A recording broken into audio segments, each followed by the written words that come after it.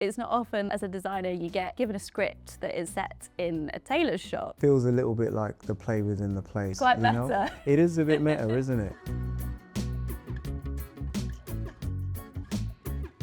Walker has come from Ghana to the UK, and he's a tailor, and he's trying to have his own shop. He goes on this incredible journey of trying to make his dream come true. Whatever the shop costs me, whatever the price, I pay it. He's an ambitious man. He does not want to just do alterations. You see that in his outfit.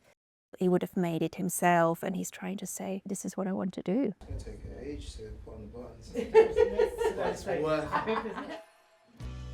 The show is set in the late 70s, which is a period of time where the colours people were wearing, it all really got a lot bigger and bolder. We've actually taken the Guyanese flag as a little bit of an inspiration behind the colour palette for the show. Quite a fun thing about the 70s is we've got to choose and sample a lot of fabrics that you otherwise avoid in theatre, in that they're synthetic, they're shiny. There's no way of faking those on stage. I think we just have to embrace that we are going to use a lot of these man-made vintage fabrics.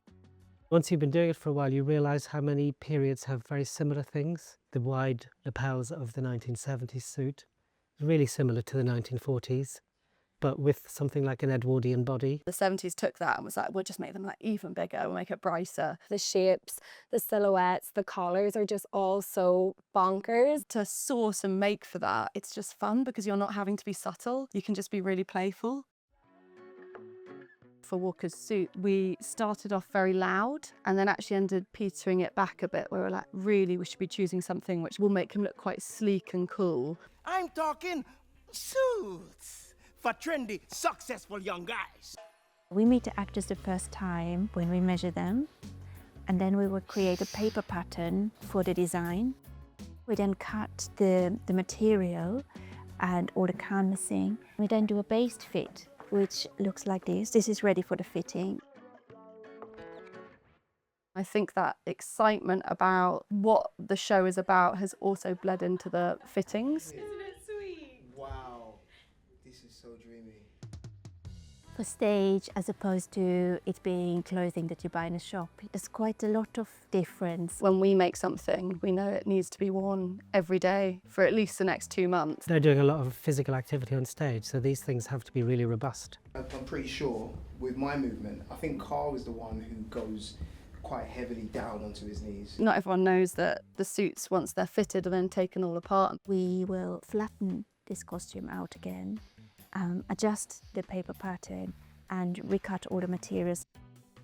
It was quite thin, so we've had to fuse it. Fusing means sticking another fabric underneath it to give it more body. It has to last through all of these performances, so if we'd just made the suit with the thin fabric, it'd probably get holes in it. It's finding the balance, I suppose, between era-appropriate comfortability and like practicality. A lot of this show is them sitting down and sewing, so actually you can't have these suits really, really tight without like a tiny bit of give in them.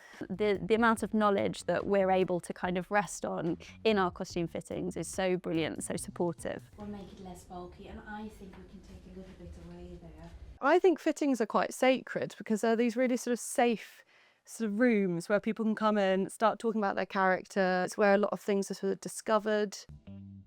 It's a big, big, big deal when you feel ready to start putting the stuff on. Eventually you just put them on a little bit, walk around, and then you thought, oh, that helps a little bit. It changes the way he walks. And I feel like each costume fitting is in a way sort of quite good practice for you on stage. Oh, absolutely. Just watching the amount of attention. It's very, very detailed stuff. A lot of care goes into everything that's made. Person can really find their character in that moment because they're seeing a whole different person in the mirror looking back at them.